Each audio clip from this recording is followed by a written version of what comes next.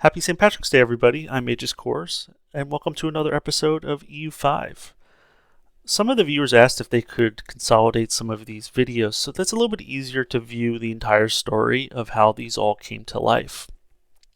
I created a series where I took a small nation of Mayo, who's in the western part of Ireland, and ultimately dominated all of the Irish Isles, and then eventually invaded Scotland and Britain to consolidate the Celtica region, with a final conquest where I invaded France and ultimately took over all of Brittany in order to have the necessary requirements to form Celtica by the end of the campaign. This series spanned about the 500 years of the campaign, starting in the 1337 and ultimately ending in the 1800s. It was a fun campaign. It was utilizing some of the old mechanics, but ultimately it shows how it is possible to go from an Irish minor to a major power across the world. Hope everyone likes this video, and please like and subscribe as I bring new content to the 1.1 Rossback patch, which was launched just last week. Thanks everyone for watching. Everyone is a vassal under the Pale, who's a fiefdom under the Kingdom of England. So it's bit of a challenging start. I've had a couple of different runs. There's a lot of RNG that's involved in this. You have to declare war pretty quickly because the Pale will start to take some of the clay, some of the bigger provinces like Munster and Thurman, who have more provinces than myself, will start to annex some of the vassals as well.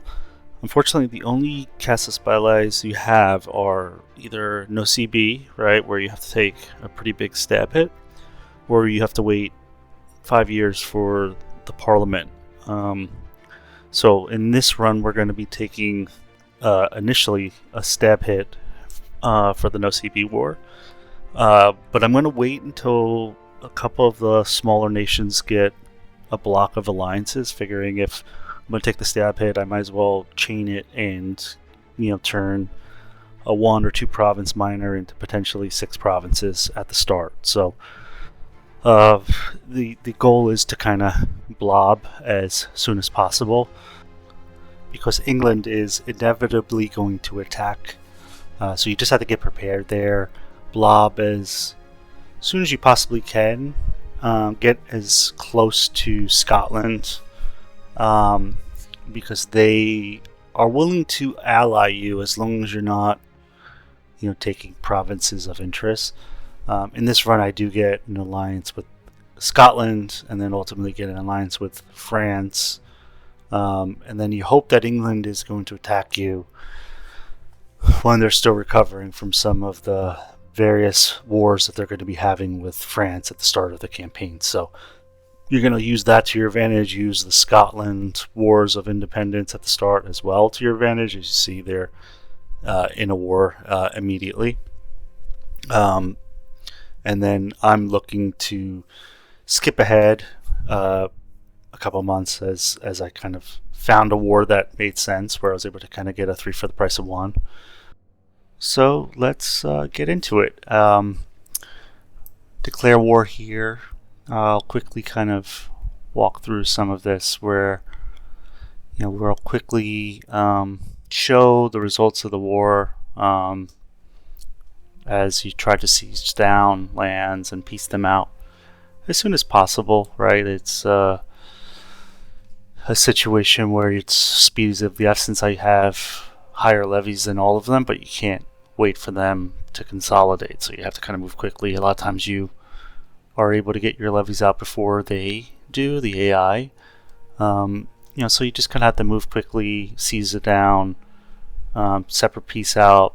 You might be able to raise additional levies after you separate piece them, but they're not too hard, right? These provinces, they don't take the same estates that I took, where I was able to increase levies with the commoners and the clans. So it's not a difficult war. You just have to kind of move quickly and figure out what the next chain would be. So I made that piece out. And then from here, you're going to kind of pause because it doesn't make sense to do two no CB wars back to back. There's a lot of antagonism that would happen. So I'll wait for the Parliament that comes, and that's a free CB that happens every 5 years. So that also allow more nations to, get an alliance block. Maybe there'll be some more consolidation, with the hopes that I can, find what the next war can be for my advantage. So while I was looking for the next war, I did want to kind of consolidate my land, make sure I had connections, mainly because I had nobles that were rapidly rising, and I didn't want to have it too spread out, making sure I had access to all my lands. So for the Parliament Act, I took a war here, two province with Conic, my neighbor, in my immediate vicinity. In addition, they were most likely going to be the one that joins a coalition if I were to declare war, so I did not want that to happen. If you get called on, if you get declared a coalition with somebody that's a vassal of the Pale, they'll just immediately kick you out of the lordship of Ireland, which makes the run a lot more difficult because now you have every nation that you want to declare on within the lordship will bring in England, and I'm certainly not strong enough to go against England without a successful alliance block. So this was a simple war. Quickly sieged them both down. I don't even think they got troops raised, but easy enough. And I'll race ahead quickly here just because I'm just waiting to peace out. I see, if you look out on the right, you'll see that the rebels are quickly spawning, and if I piece them out and then lower my troops, I'm going to lose. So I piece them out right as the rebels increase their progress to 100%, knowing that within 1 month tick they are going to declare on me. But because I've left my rebels raised, I'll have more troops than you normally will in a civil war. So here's for civil war. Really, it's the same as any other war. You just got to siege everything down quickly. But it was easy enough with the volume of troops that I had because I left my levies raised in preparation for it. Following that war with the rebels, I was able to quickly put them down. It wasn't too difficult, and by the time I got out of that, I was close enough to the next parliament, so I figured I would just kind of wait for my next war. I've already taken a little bit of land. You're starting to see potential coalition forming, so something I have to kind of be mindful of, but I did see an advantage here with a number of nations, so just kind of playing around with it, trying to see who I can co-belligerate in to get as many nations as possible. Basically, I'll get most of Northwest Ireland after this war with a number of the vassals as I quickly kind of go through the war. It's not hard, right? I have the advantage of the troops. They have more troops if they spawn at the same time. But my direct neighbor was actually at war with another vassal, so they got one of the provinces that I actually was interested in, so they kind of blocked me from taking the war goal. So I was just kind of racing to make sure I seized down one of their lands before they did, so that if they were to piece them out, it's not like an EU4 where you're still at war with the other nations, though the war just kind of no longer exists. So it would have been just kind of a waste of a parliament, have to wait another 5 years, or no CB. But I was able to get most of the land. I was able to get most of the land in this war. Iva is sieging down the goal, so I'm not able to get that one, which is close enough to my nation, which is unfortunate because the closer the nation is to your capital, the more control you'll have after you integrate it. So they take that, but I am able to take Clay around the region of Ireland, right, and start to border on new enemies or future enemies. Some of the countries in the north are a little bit bigger, so having more levy size as I start to separate piece out some of these armies. I started out with 100. Now, as you can see in that stack, it's about 400. The Pale has over 2,000, so still need to kind of grow. I still couldn't do a 1v1 versus them. Not to mention, England can send through 25,000 troops, which will just completely wipe me out. So there is a lot of RNG that happens in that war once we kind of get closer to them declaring. But this war is now done. You kind of take a little bit of a break again, just because there is rising antagonism. So I'm just kind of being mindful of not declaring a no CB immediately.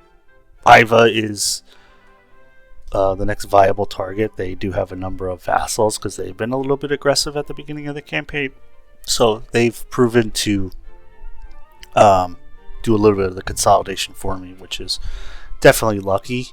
As I'm looking to kind of grow, and they can kind of chain together pretty quickly, where I can continue to take more clay in a single war. So right now I'm just kind of looking and trying to evaluate all my opportunities before I decide to declare again.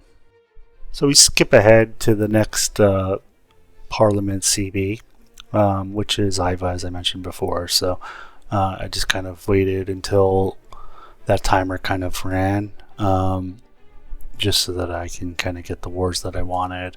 And they made the most logical sense based on the number of vassals that they had, but proved to be a pretty easy war because their troops were scattered everywhere. So I was able to kind of siege them down and get them out of the war pretty quick. So again, pretty simple war against Iva and their vassals. Just had to kind of quickly get to each of their lands and siege them down before they raise their levies, before they consolidate their levies. But not too difficult, right? I think I outman them, especially if I siege down some of the vassals before they're even able to raise any of their troops. And starting to get a better foothold. And then immediately following that war, same trick I had before, where I just had my levies and waited to peace out until the Civil War was ready to spawn, so that I had as many troops as I possibly can while going through the Second Civil War. With the nobles, right? They're always going to be kind of unhappy. I was trying to revoke some of their undesirable cores. So you're constantly in debt and instability in this game, especially in the run at the beginning. So you have to kind of weigh that, because you only can get the Parliament and no CB wars. You do go through a ton of civil wars, especially if you're trying to increase your levies and you giving out some privileges to the non-noble clans. And you have to kind of be mindful of how much power you're giving out, otherwise you'll have no crown power, and certainly something to be mindful of. So the next target I have is to focus on some of the small central Ireland vassals of the Pale, just to get them out from under them. They're small enough, they were easy enough. I wasn't yet ready to take on some of the big guys up north. I think they were outnumbering me at the time. So just looking to kind of snipe away, find an easy war with the parliamental CB that I had coming up. And again, this was pretty simple war to kind of siege them down. Same thing as some of the others, right? Just kind of race to get to it.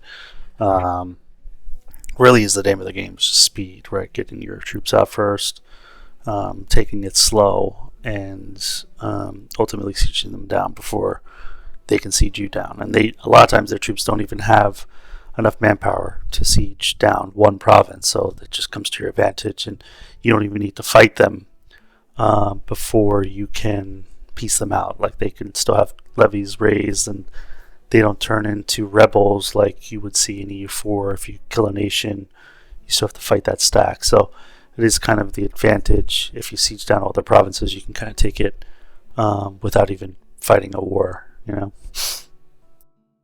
So we skip ahead a bit. We're now a little over 20 years since the start of the campaign, 23 to be exact. As you can see, I now got an ally with Scotland, which is great. They do have a ton of levies, which will help discourage people from joining a coalition, as well as fighting some of these smaller wars, right? They're just not going to be any match for the strength that I can have, and then what levies that Scotland can bring. And they have about 20,000 troops that they can kind of bring across the border. So even if I lose a battle, they really are not going to be much of a match. And now I have the most important thing is just kind of an alliance block for when England in the Pale inevitably attacks, which is getting closer, right? Because I'm becoming a lot more powerful, and they're losing power. They don't have as many vassals under them, so they certainly are seeing me, and I'm growing my antagonism. So it's probably going to be the last war before they attack me, but easy cleanup, easy able to get all the land I want from them. And now I have all of the north, with the exception of the lands directly owned by the Pale in England. So one of the difficult things is that it's not easy to kind of grow your economy at the start, especially, right? Like you can't really afford to do anything. The only source of money you have, as you can kind of see, England does declare war on me here. Luckily, I was able to secure that alliance with Scotland, but the income that you get really is just from the peace deals themselves. You don't really get any kind of economy from the land that you have until much later in the campaign, where you can kind of start to build things up. So you have to kind of be agile. You don't have a lot less troops than all of your neighbors when you go into war. So you're hoping that Scotland and then eventually France are viable. A lot of times France doesn't even leave their island when they're an ally, which is frustrating when you're going to war with England and trying to take over Wales for the achievement. But it is a difficult war. The Pale does have a lot more troops. The best way I saw about playing was never really going head to head with them. They just are going to outman me, maybe sniping off some of their smaller vassals. And I was able to separate piece the Pale's vassals, not the English vassals on Ireland. So there's a combination of both. But if you do siege them down, and you don't have to completely siege down their forts, sometimes you could just have them sitting on them and siege down the rest of their land, and they're more than willing to give up all the land except for their capital fort, which is what I kind of did. I knew I was in a race against time because the Pale was sieging down my capital, and I didn't have enough time to siege down everything else that they had. So they are certainly a tricky and complicated war. Just you're kind of always kind of running. You're kind of playing keep away from them, trying to take all the province capitals that siege down all of the land and get away before they come and attack you, right? They kind of are playing whack-a-mole, and you're just trying to siege things down, snipe some of the smaller stacks while they're looking for you, and then sometimes they just turn their attention to forts, and that allows you to kind of take a lot of the land out from under England. So you kind of do that, entice them to kind of attack you, and then kind of, again, play more of that game of keep away. And I did that for about 3 or 4 years while England is in a huge war with Scotland. Scotland is just as strong as England is at this stage of the game, just because they have consolidated their region with the civil war that they had at the onset. But England is still kind of suffering from the Hundred Years' War. They are just kind of recovering from some of the tough wars with France. So using that to your advantage to take some of the land from the Pale. I took some of the Pale's direct vassals in the final peace deal, which is actually not something I would recommend if I were to do it again. If you just take all of the Pale's land, then the vassals will become yours, similar to EU4. If you take all of the Pale, then you become their overlord. So that would be the ideal situation. Although I think that there's still somewhat of a hitch on what you need to do to become the King of Ireland, because you need to be high kingmanship. So that is something that, even at later stages of the game, I'm still trying to kind of figure out. Moving the capital out of there. Had some issues with the personal union on a European nation that I think was a part of the reason. But again, it's not a difficult war here by any stretch, as long as you're not caught by their numbers. As you can see, they have 2,000 to my 700. So in a 1v1, I'm not going to be able to do that. But again, if they are preoccupied elsewhere in the land, they're not as much of an adversary. So, this war, took about 3 or so years. Does take a lot of RNG, to be honest, as you want to make sure that they're not coming after you; they're going after other stacks, and as you can see, I'm kind of with the goal to kind of snipe away some of the land that's happening with some of the vassals in the land, right? And then as I kind of siege those stacks, I'm able to then take the clay from the rest of them. So we'll skip ahead a little bit faster, and you can kind of see the final outcome with the peace deal. So it's kind of a continuous game of cat and mouse, right? You're trying to siege down some of the vassal provinces before they come after you. You're constantly looking at Scotland to see what they're doing. They're not always the smartest army. Right here, they're actually doing a better job where they just stay in their land and just repel the British from when they come to their forts. Whereas in the next wars, they are a little bit more bullish and start to send their troops down and lose war score for me because they're getting completely wiped by the overwhelming numbers that the British have. Even when I have my troops there, it's like let's just all stay together. Combined, we have more forces than them in the next war, but they kind of send a lot of their troops off to die. But it's kind of frustrating. But in this one, we are kind of outnumbered, and that's probably why they are taking more of a conservative approach and staying in their land versus aggressively trying to get into England. The other frustrating part is that the 100-Year Wars in peacetime, and with England losing a lot of troops to the Scottish, the hope was that they would eventually declare in the 100 Years' War, but that just, my luck did not happen there. But in ensuing runs, I'm sure that there's opportunity to align this first British war with the 100 Years' War, especially if you're on more of the attack. And they would be more preoccupied with the much stronger neighbor to the south. But again, sieging down everything, you start to see the ticking war score because they have not taken my capital.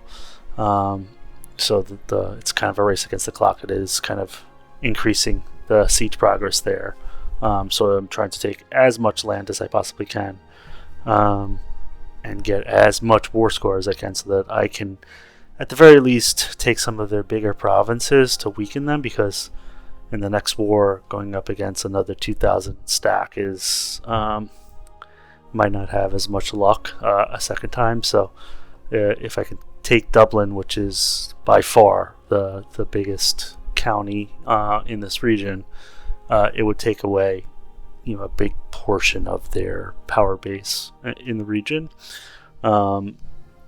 But yeah, now I'm just kind of looking at the different peace deals, Again, you can kind of take individual vassal land. Even if you don't completely siege them down, I take all but one and just kind of separate piece them out and get more troops out, more of an advantage on our side from winning the war perspective. You can see that my fort's still kind of sieging, and again, I'm just trying to kind of time what type of land they can give me. Can I get war reparations, which kind of help fuel some of the initial growth that needs to happen in my country as I recover from this war.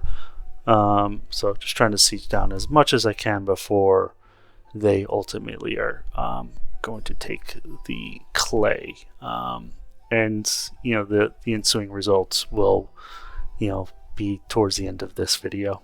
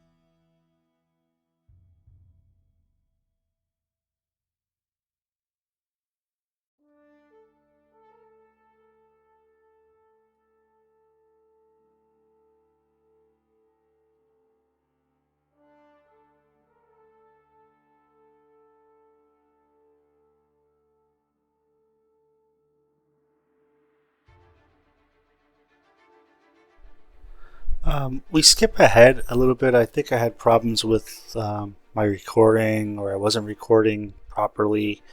So after my peace deal, I took some of the land with the PAL. I went to war with them, and I was able to secure an alliance with France, and then got pulled into the 100 Years' War. Eventually, white peaced, to get out of that, just because you can't take any land in the 100 Years' War. But then in '84, I was able to declare on them again and get more land in the region, and start to secure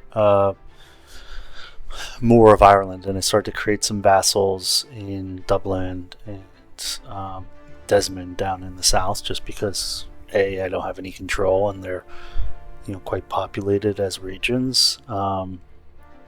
Hindsight, I probably should have just tried to move my capital to Dublin as soon as possible, but I had to kind of integrate it and also assimilate the culture, because it actually was a lot of Anglo-Irish and British from a culture perspective, and I don't have the cultural capacity to integrate those cultures. So again, it's so 2 victories from a war perspective against England, have enough of the clay, and was able to kind of secure a foothold in the region. So it's just kind of timing it. Now I have France and Scotland as allies, so I'm no longer at risk of England declaring on me. I have the advantage that they'd have to kind of come towards me too, and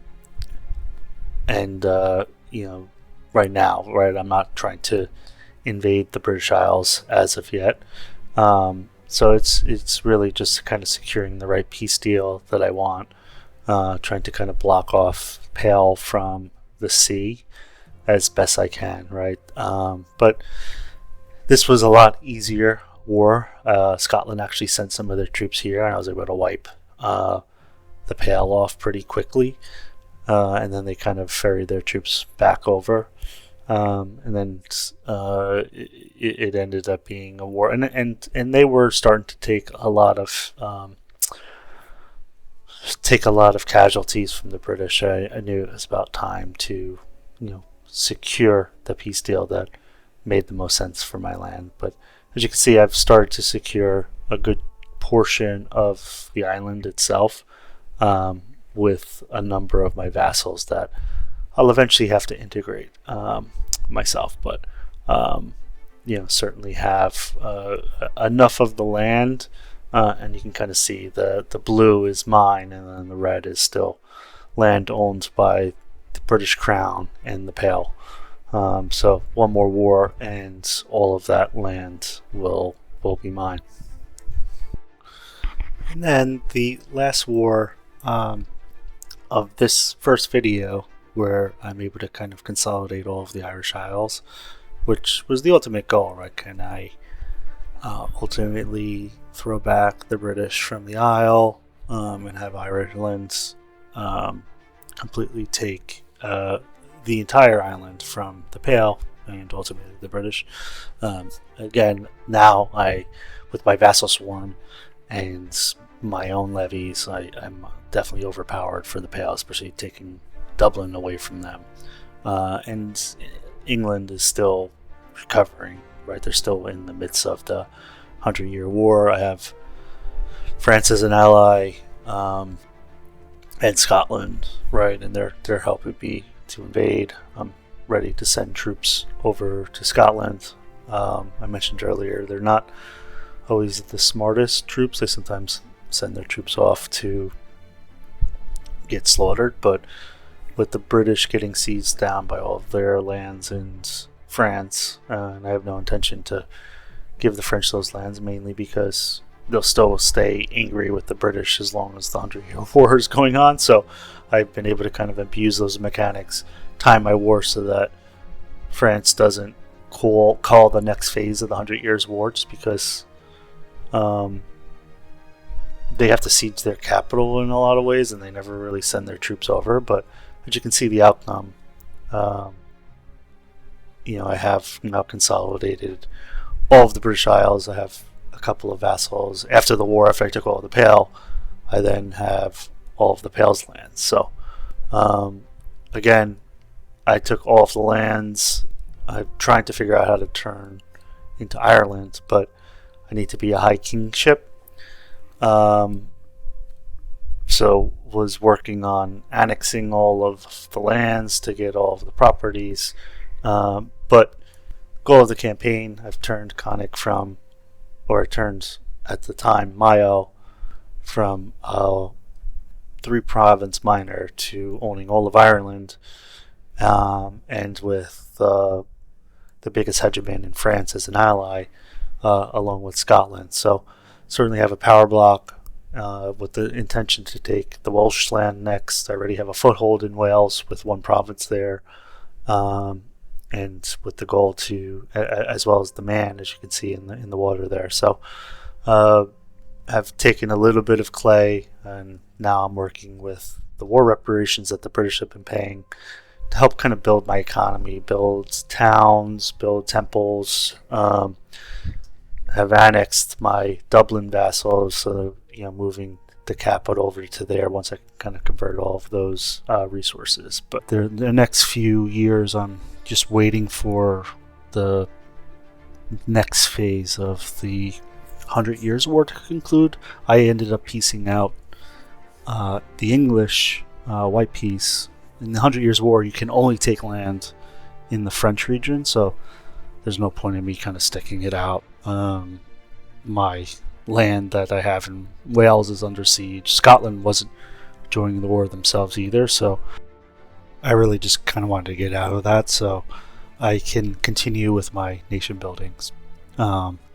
France usually stays in this war for quite some time as they're sieging down only the British regions or the English regions in the French. They don't usually send their troops over, and they need to siege down London to get a ticking war score. So it makes things slow on their end. At the same time, they also need to peace out so that I can call them into the next phase of the war. So it just gives me a little bit more break to continue to fix my nation, build roads where it's possible, try to build temples in the towns, right? Just trying to increase control with as little as I have across the country right now. So it's just kind of building it back up and start to get the economy running, try to upgrade all of the Providence capitals to towns as a first priority. Ideally moving them all to towns in the next few centuries, and cities where possible. Getting the buildings that ultimately provide more control, more population growth to increase the amount of levies I can build, and just kind of get the economy rolling. But it's going to be some time before I can get back to war with them. I don't actually declare until 1420, so we'll just kind of skip ahead until we get to that point. And here we skip ahead to the 1420s. We are back again at war with England, and we now have France and Scotland still as allies, and they're shepherding their troops over to the mainland, right? My war goal is ultimately, to continue to capture Welsh land. It's not a difficult war, right? We outnumber them from a man-to-man perspective. You win a couple battles, you lose them. It's really just making sure that I stay close to my allies, just because sometimes they split out for whatever reason, versus maintaining our number significance. But because of the ultimate amount of numbers that we have, the sheer numbers, it's not a difficult war, right? It's just getting and securing the land that we have. We have ticking war score, as you can see right there, and ultimately it's getting into the right peace deal that makes sense. I want to kind of continue to grow and have a stronger Welsh vassal, so that when I land there, I already have a vassal that has forts that protect them, so that it's not like they've completely come in, the English, and wiped them before I even able to raise and ferry my vassals over. And then when I start to integrate it, I've moved my castle over, or my capital over to Dublin, just so it's a little bit more centrally located in the British Isles region, right? So they're kind of got more of the port adjacencies to a lot of the Welsh, Northumbrian, and even the Cornwall regions of England, so that when I start to integrate all of those lands, especially the Celtic region lands that have a little bit more of a mix of culture, it's not just 100% English. There's a lot more Welsh, even though I think English is still the dominant culture. Like my vassal that I will build over there is actually English, which I don't know why they didn't automatically default to Welsh, but I think it was just a sheer numbers game. I guess they have done a better job at assimilating those cultures over the first 100 years. That must have been what they were prioritizing. So taking this land, ultimately taking a peace deal, that makes the most sense for me, along with the war reparations, which will just help to continue to build my economy as I kind of move forward. So it's like I said, easy pickings. They were not really much of a challenge, just based on the numbers that France was sending over, and ultimately get them to agree to a deal and get a peace deal to the mid-1930s, which takes us to the next phase of the campaign. I was not quick enough to ultimately get out of the next phase of the war, which was unfortunately the next phase of the 100 Years' War. France called me in almost immediately. They declared. I was hoping to kind of get my next parliament for a free declaration, but they declared almost immediately. I think I had another year, so I was trying to squeeze out another year on a parliament. So I had a little bit of a delay. And with my vassal there, they just kind of come in and immediately siege them down. They focus their attention there. So I don't even send my troops over. They outnumber me. Scotland's not called in as an ally. They're not actually allied to France. France is just guaranteeing them. So it's just really not a war I'm looking to kind of get involved with. So they send troops over, and I ultimately, just want to stay in as long as they're willing to then wipe peace. You can see Brittany, one of the French vassals, has sent their troops over to just get slaughtered. Their goal is down in the south, so the good news is that they're taking land that ultimately starts to tick the score up. So with France having an advantage on the war score, England is actually more motivated to peace out. But again, it's just more about skipping ahead and getting out of this war as soon as I can, and aligning the Parliament decision so that I can fabricate the claim on England and be ready to declare war when both of us and Scotland are in peacetime and willing to then separate peace. So yeah, we'll just skip ahead and we'll continue on, and we'll get to the next phase of the war where I'm in control of the peace treaty and have a better ability to continue to grow and expand. The 100 Years' War does kind of slow things down just because France is usually pretty timely on declaring. So if you're not kind of lined that up, it's kind of a luck of the draw sometimes. But in this instance, I think they declared the month that the peace treaty stopped. So they, sometimes it can take a year or two. In this case, they declared immediately, and you try to take any land in that, even if you've established war score, it says it's not allowed as part of the peace treaty of the 100 Years' War. So there really is no benefit to me staying in, because I'll never get the war score that France is getting. So even cash is just not going to be worth it. So skipped ahead and eventually wipe peace and help Scotland out in some of their civil wars.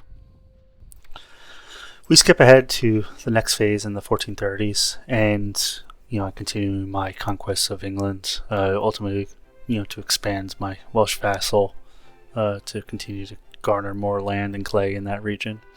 France is actually not as willing to send troops up, but luckily between the numbers that Scotland and I have, we're able to get a peace deal that's acceptable to me. So you continue to add a little bit more land. Now they have the whole coast of Wales there. So it just increases the strength of my vassal a little bit more, as well as the war reparations. That just kind of gives me more of a power block. The other thing I did was I made a mistake I had a civil war in the Waterford region, and they were English rebels, so they rebelled. I thought I sieged down all the land, and ultimately I did not. I made a mistake, and they were released as a separate country and became a vassal of England. I guess in hindsight, it wasn't like the worst mistake that could happen, because with that peace deal, I now had land to then fabricate on in the next war phase. Here we are in the mid 1440s, and it just allows you to get that ticking war score. Sometimes difficult in Wales if you're trying to siege down a fort as your land grab. So it delayed things a little bit on my conquest, just because I had to re-siege land that I already had. But at the end of the day, it helps with the ticking war score, so that you continue to kind of grow, because you are just waiting for England to move its troops out. But as you can see, we're starting to get to the point where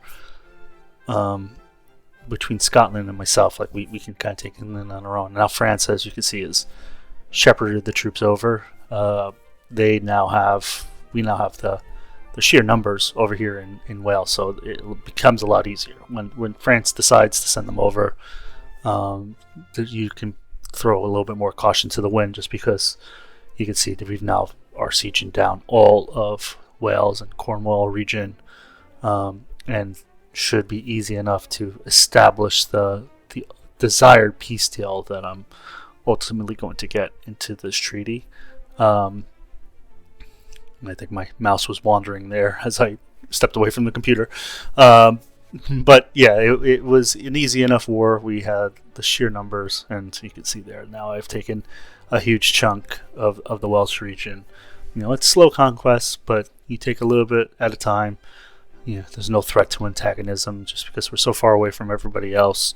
So you just kind of continue to take the clay, continue to kind of push the borders, weaken England little by little. They do get stronger in every war just because they're continuing to grow their economy. So that's why it's always important to take the war reparations, which can work itself out to upwards of 30 plus ducats a month, right? And a lot of times when I'm going through, I'm making all of my positive income from war reparations. And if you're getting 100 ducats every 3 months, then you're able to build certain and key buildings in that time frame that really just kind of helps establish your nation building and really allows you to grow substantially. So it's just kind of continuing on with that, continuing to push the British back and grow Ireland, and with the hopes to make us one of the global powers and ultimately take over the British Isles. So now I have a stronger vassal in preparations for the next phase of the war, which will come in the ensuing decade. But have a little bit of a lengthy peace treaty, which is okay, because the length of the peace treaty means that England has given me that length of war reparations as well.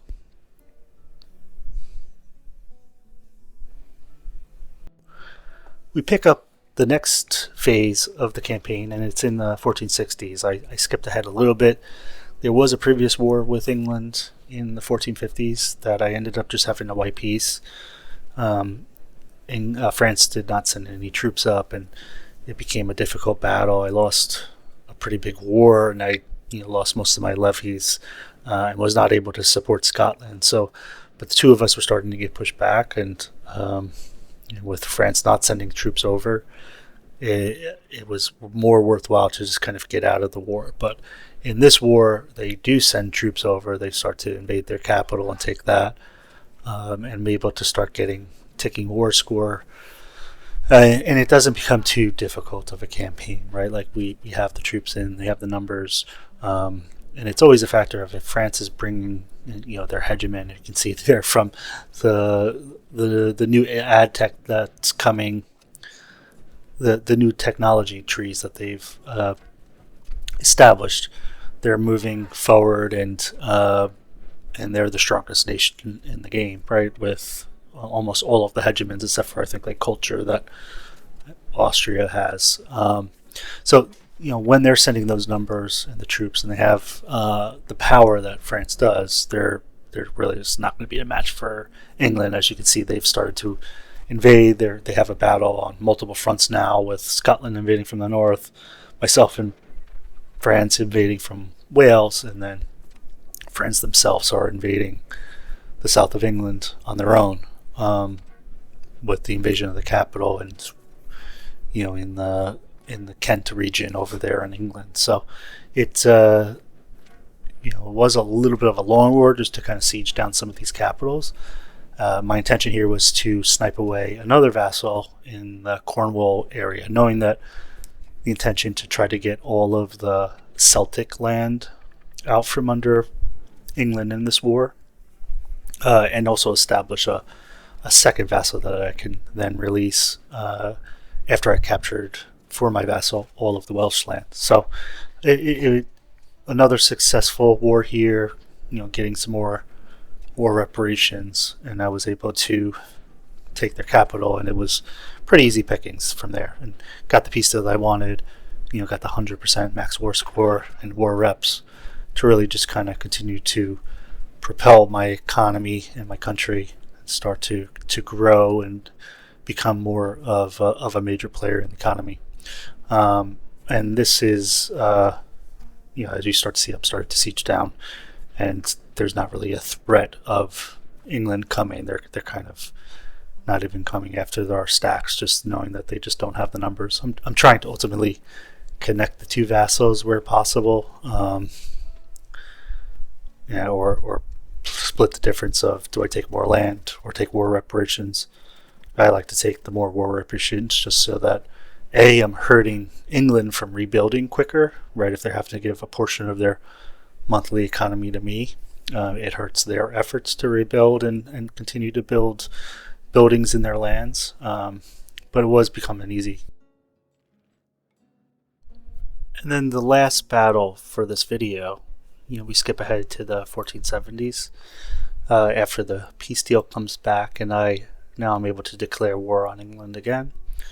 We've now reached the age of discovery, right, where everyone's getting a little bit better tech, and some of the tech that you get in that is diplomatic range. So England now has the ability to, create allies. With us being so far away, having allies beyond Scotland and France is difficult for our nations, but now they have the ability to secure allies a little bit further away. So they've secured allies in Burgundy and Aragon, which obviously concentrates France's forces on the mainland, right? And that makes sense because now they have actual threats. It's not just the small vassals that England has in the Western France region, right?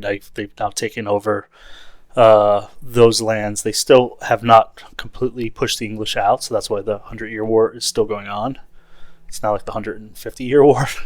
But we have a difficult war here, right? This war actually takes well over 5 years.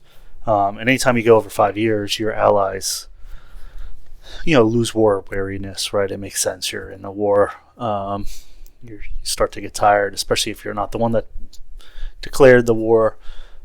So eventually I'm able to secure peace with both Burgundy and Aragon through the help of France, which was great because ultimately they offer, with land sieged in both, they offer war reparations. So I'm getting a ton of cash at the end of this war, as I'm getting war reparations from both Aragon and Burgundy.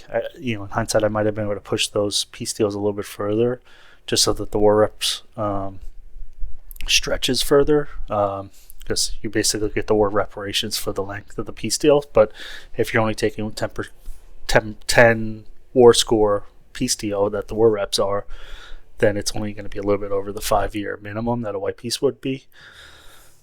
But ultimately I wanted to get them out so that France could come and support me before they reach that 10-year mark. As you can see, I'm already at the 3 years into the war now. So them and Scotland are both now at risk of white piecing out.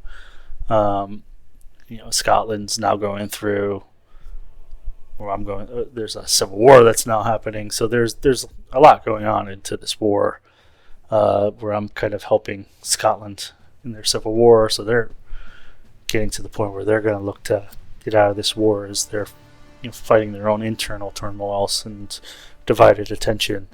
But luckily we still kind of outnumber the British. The British have actually sent some troops over to the mainland France, which would be a huge mistake on their end, right? They now have lost their allies in the war, and they have like a 13 stack. Now France is going to get out of this war now, but for some reason England has the bulk of their troops still trapped in mainland France. So I was about ready to wipe peace out, with knowing that they had outnumbered me with what ultimately Scotland and France no longer being in the war. But because they had the majority of their troops still trapped in mainland France, I was able to kind of push the envelope and continue this war much further than I would have ultimately liked originally. But I was able to secure the peace deal I was, right? I had to continuously raise my levies. So I'm ruining the future growth of my country as I continuously raise the levies of all the young men being born in my country over those 5 years, right? But you can see at the bottom there's 11,000 troops of English that are still stuck in mainland France. I think they must have lost most of their boats, so they're just not able to ferry them back over. So it's just knowing that it's just a siege race at this point, right? I don't have the war score as my war goes that castle. So it's ultimately trying to siege that castle down. I eventually get it. I was able to now take the Cornwall regions, or connect Cornwall to my other vassal. So at the very least, I have now the support that I need, and now my vassals are able to raise, some substantial troops as well. So whatever England can raise above and beyond what's stuck in mainland France is really no match for what I'm able to do. So I'm able to kind of connect my lands, which was the ultimate goal, right? Is to not have a divided force. And now I'm starting to create a buffer of land between myself and England, and I've now connected the bridge to Scotland. And ultimately Scotland's now going to break their alliance with me, because it's just not now I'm bordering on their territory and is a little bit more threatening. And now we have to wage a series of wars and ultimately to capture the remaining balance of the British Isles.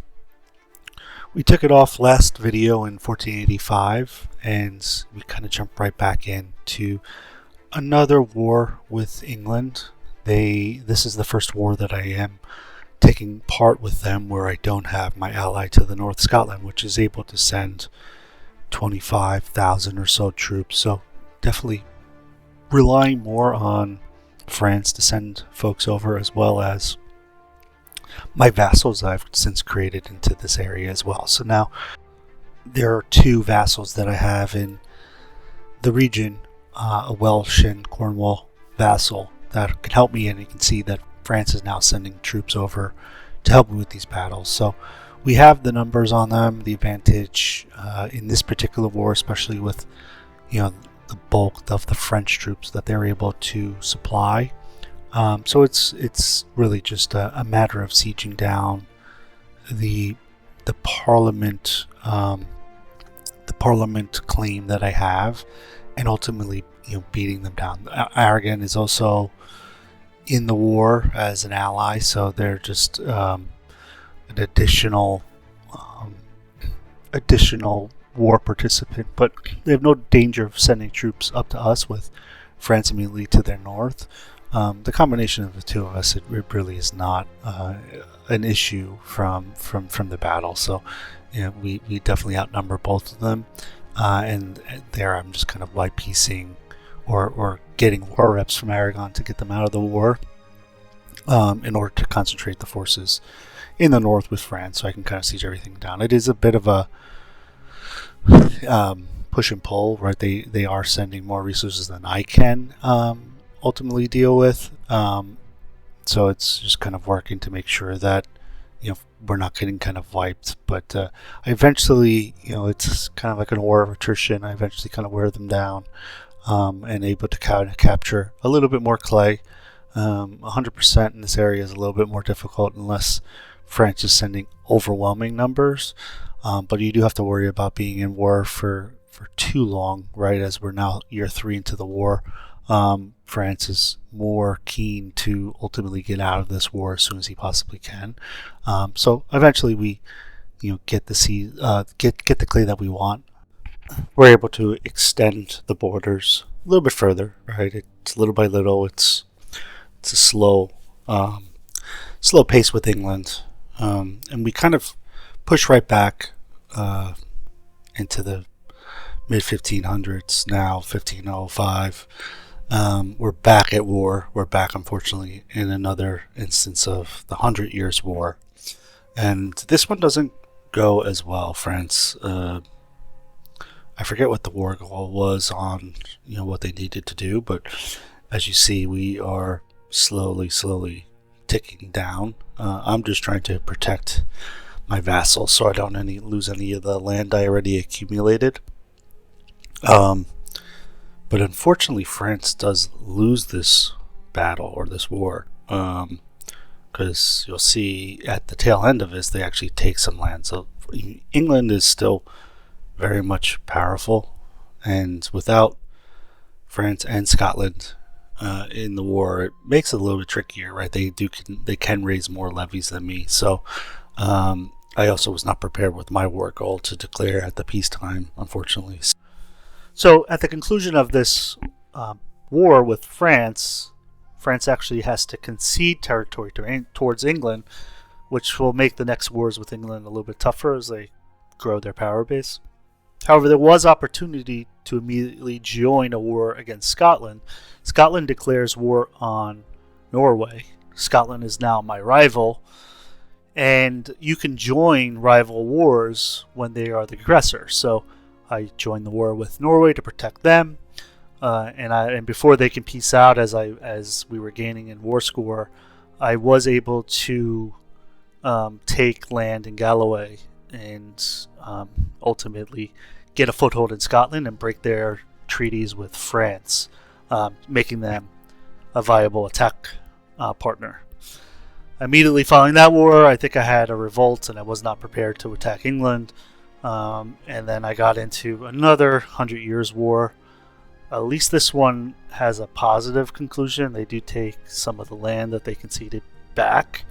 But it does kind of extend like when I can actually start to declare on England, which unfortunately it's a slow process, right? Like every time there's a peace deal, you're in 5 to 10-year blocks where you can kind of attack again. So certainly I'm not optimizing the time between my wars properly, as I'm trying to nation build and fix things. But we do a much better job. I don't know why they pieced out so quickly. They could have gotten more land or finish ultimately the 100 Years' War. But it's really just kind of frustrating that we have to kind of continuously be in a lot of these battles, right? As here we are in the 30s in a third 100 Years' War, and it was just like I'm done fighting for France here. I just need to be better prepared. So I kind of just focus my attention in the rest of this century on making sure that I'm prepared to attack England as soon as the peace deal ultimately concludes.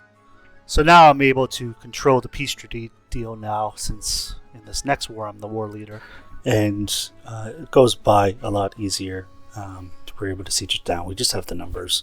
France does send some of its troops along with some of its vassals, so despite the fact that they have probably number superiority to me, but with France sending numbers over, it really isn't too big of an issue. We're able to siege down the war goals, continue to claim the territory, and I'm ultimately trying to create and make England an island, right? So it's like ways I can kind of start to push the borders down so that France doesn't take land from England in the future, as well as Scotland. So I'm ultimately just trying to create a peace treaty where I can continue to push forward and ultimately get England weaker, which is the outcome of this, right? I'm able to divide them in half now, and ultimately divide their forces so that in the next wars I have forts that they can't pass through, and consolidation of their troops becomes more difficult.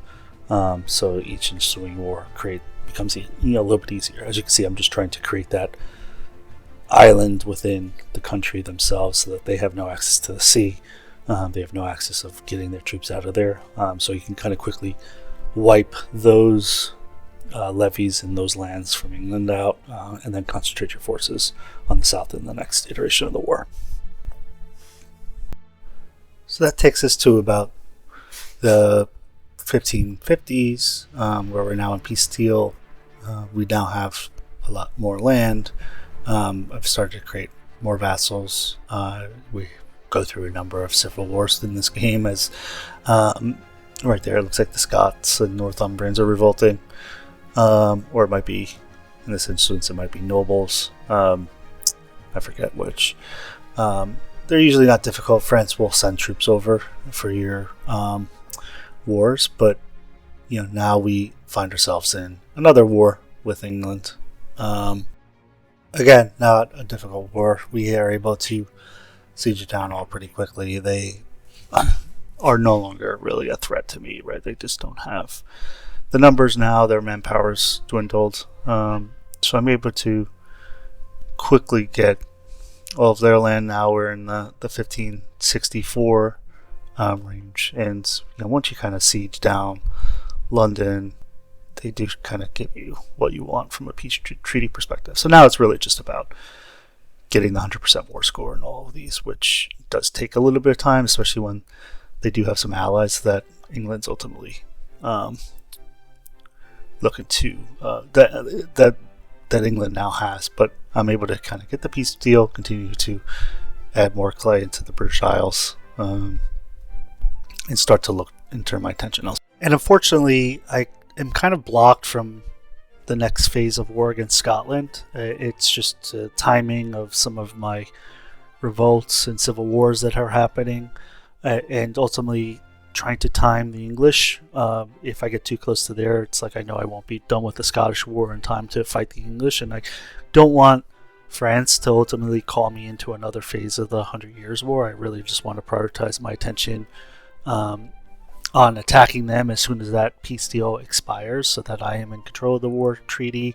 I can continue to isolate England from the sea, isolate them from potential expansion from France in another phase of the 100 Years' War. I take a lot more land here, and France is ultimately going to break their alliance with me, right? They see me now as more of a threat and no longer wish to continue with my alliance. And at the conclusion of that war, I'm able to re-attack Scotland. I was able to time my peace deal is a little bit better now, and now I can kind of cycle between the two to ultimately capture all of the British Isles. This is an offensive war on my end. My goal is to take more of the Edinburgh land, to isolate them and create more of a choke point. They do have still a strong number of troops, so you do have to kind of be conscious there, but between myself and the levies, it's just kind of wearing them down, goading them into defensive battles to kind of bring down their manpower pool a little bit, and then ultimately get the desired peace deal that I want. 100% here is a little bit more difficult just because they do have quite a fair bit of levies to still raise, along with some of their standing army troops. So I get the peace that I want. I have it at a point where I've now taken land from them to weaken them for future wars. I think there's only about 2 more that I'll need from them. And I'm ultimately taking these wars a little bit quicker, a little bit faster speed, just because it does get a little bit repetitive. You get the flavor as to my approach, right, in terms of attacking the lands, getting the numbers advantage. You can see they calling the peace when I was about to lose that war. So I was able to kind of get the land that I wanted. Now I have an area to attack in the future where there's only 2 provinces where they can kind of go. So I can kind of create a choke point for them where they can't get around me. And ultimately the next war should be a lot more simple, right? Where you can kind of goad them into attacking your lower stack, but have the higher ground advantage from a tactic perspective. And as I start to gain more clay, I'm going to have more power in the region. And I'm not sure if it was after the previous war or after the Scottish War. France then canceled their alliance with me, unfortunately, which is okay. Right now I won't be called into the 100 Years' War anymore, but I have to kind of be timely on my declarations, right? I have no intention of taking the land in the French region because they are obviously much stronger than me, but my ultimate goal in this now campaign, knowing that France is going to attack them in the next peace deal, is to block off France from any of the British Isles region. So I'm able to do so, take all of the lands, take London, take the rest. So now all of the English lands are concentrated. Oh, actually, I think no, they are blocked off from the sea. Sorry, and with the exception of the French lands, right? So I've avoided taking those. I'm really just looking to. I know that these are technically connected at the bottom there, next to London, in the Middlesex region. They might still have access because it has river access, but it doesn't become an issue in this campaign, right? So England is extremely weak now, and now it's just really a matter of to continue to declare immediately upon peace treaty. So it's aligning up the parliament, so I don't have to take stab hits with both Scotland and France. Neither one really pose a threat from me. It's more about if they pick up stronger allies, which is always the risk, right? We're back at war with Scotland. Just timely declarations. I'm praying that they don't ultimately pick up France as an ally, just knowing that they have good relations with them historically. But luckily for me, in this run at least, they never established that alliance block after I was removing their relations with France following that first war where I was on the defensive with Norway. So it becomes a lot easier, this one, once I kind of take down some of their more populous regions. I'm able to create a much weaker Scotland, and now their troops just can't compare to myself, especially myself and my vassals. So it is a lot easier. It's more about snaking up my land there to kind of block them off from consolidation as well. Get the peace deal that I want, and ultimately I'm creating a further barrier up north and taking all of the Scottish land I possibly can. And with that, it's time to turn my attention to my rivals down south again with another declaration of war on England. Again, I'm moving pretty quickly through some of these videos just because it's pretty repetitive. It's just a matter of sieging down everything. They don't pose a threat anymore. I guess I'm the baddies now in the British Isles because I'm just wiping the English from their islands. It ultimately should have been the last war. I have one more war. I must have screwed up a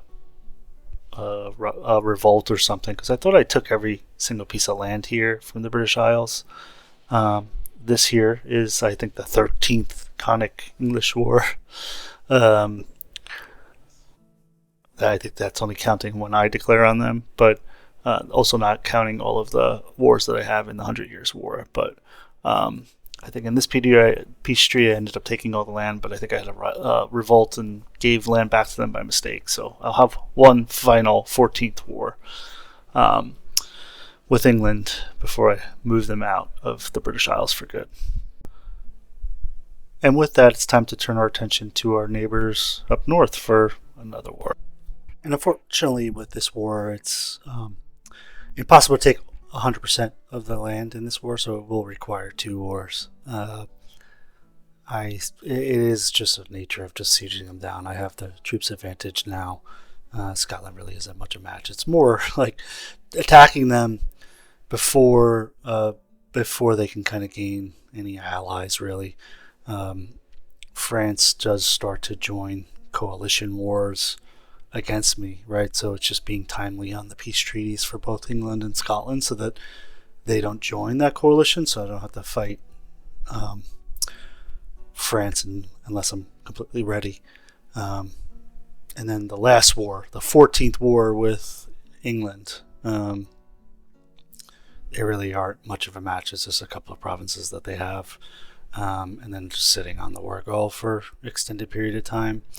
And I'm able to piece them out, and now I control all of England as myself or my vassals. So working to continue to build my nation, continue to grow control, increase control where possible, and just kind of get prepared for the last war with Scotland. And with that, I'll have all of the British Isles under Irish control. So it's a number of wars with England, 14, not including the I don't think that includes the war where the Pale attacked me, or some of the wars where I declared on English vassals, but ultimately the 14 wars to kind of get all of the land. The last war with Scotland,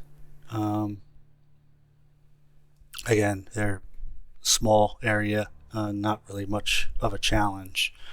It's really more about getting all of the clay that I need, and with that, it's just taking the last of the land, and kind of stabilizing my country.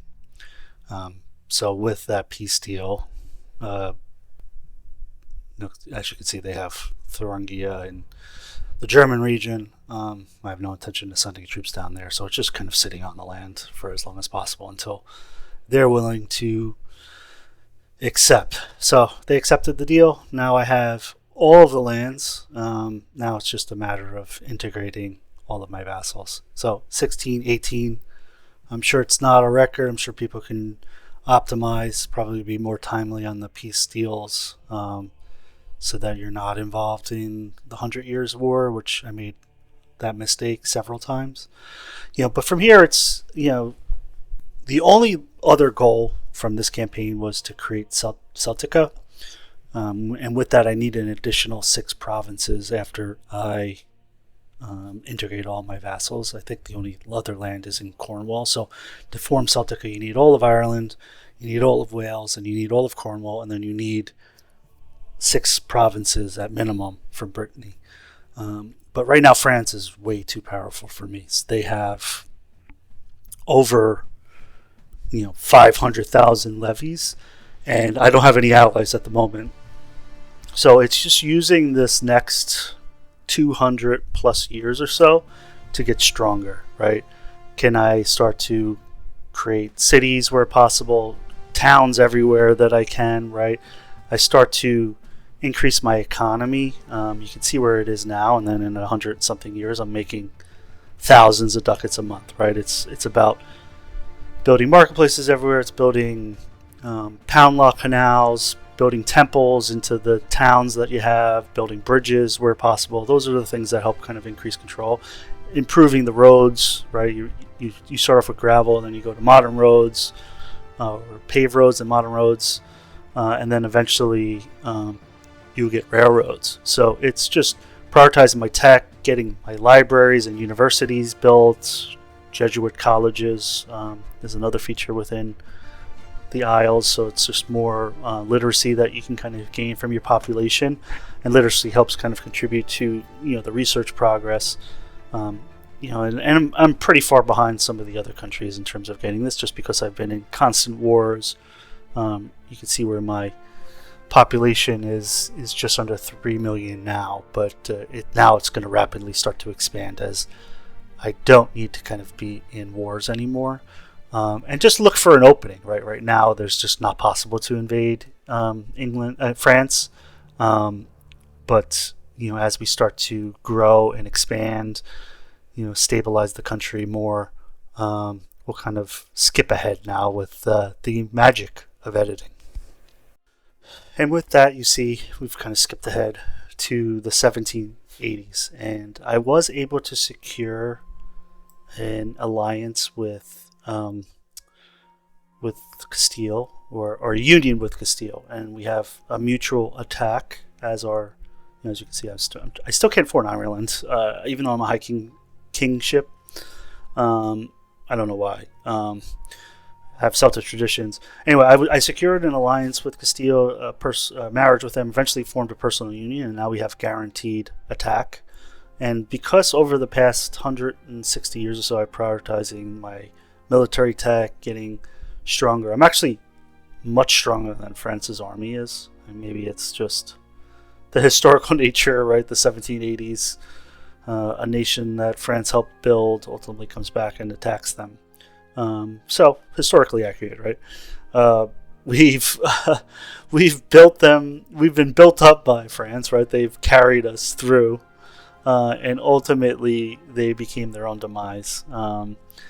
Castile wasn't in a civil war at the time. They were matched man to man with France at that point. They have a huge colonial empire.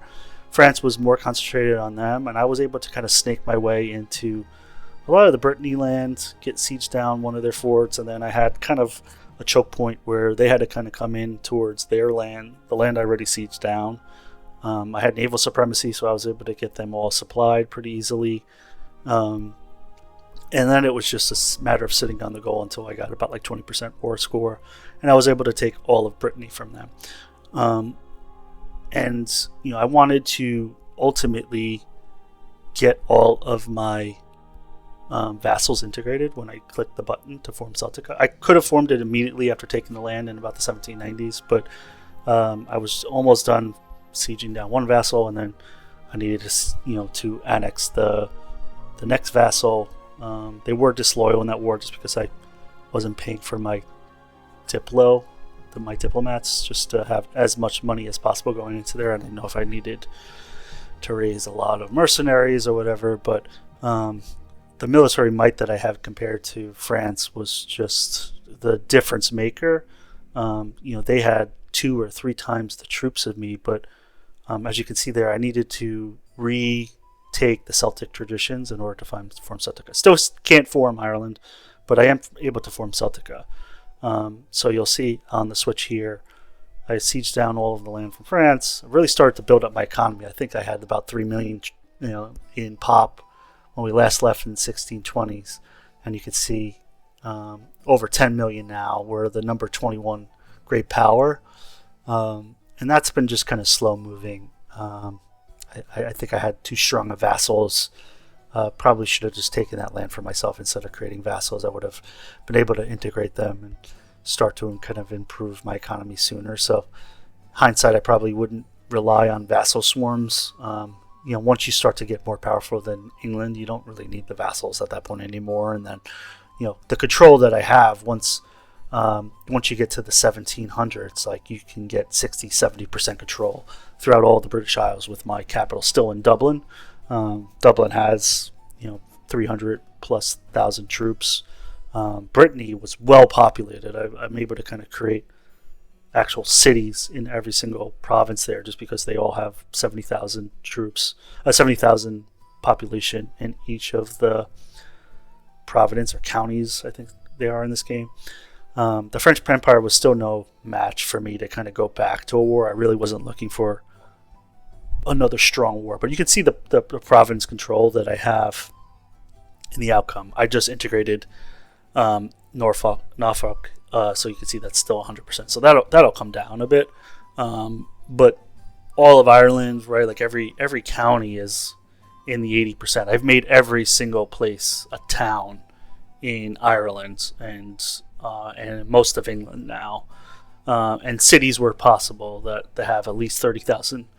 You see the economy that I'm building. So in the next 30 years before the end of the game, I should be able to grow substantially to become a great power, because you can't become an empire unless you are a great power as a Catholic nation. Even though I have over 10,000 pop, but you need 10,000 pop. You need to have the Papal States have a high opinion of you, and then you need to be a great power. Is there requirements in order to become an empire as a Catholic nation? So that is possible. It is a slow drag, right? I don't really have any wars. It's not really interesting, right? It's just kind of building up it as best I can. I have a few colonies, but nothing substantial. There are nations that just had so much of a further head start than me, especially nations. Ming, I think, is one of them, one of the great powers. I think Janagar, one of the Indian nations, are up there, and then it's like your normal ones. Obviously, Spain and France are the two ultimate powers. Hungary and Bohemia in terms of powers in Europe. But in terms of an economic power, right? Like I'm making 2,000 ducats a month. Certainly, am leveraging the might of the British Isles now, with English as an integrated culture. It really is just a matter of building. So that wraps up our Irish campaign in the 3 parts. I know this one was spanning quite a bit, but it did take me a while to kind of build up so that I could compete ultimately with France in the end. They are quite a beast and a hegemon in terms of military might, but hope you all enjoyed it, and like and subscribe and tune in for more as I take other nations around the globe and try to build them up as well. Thanks again, everyone, for watching.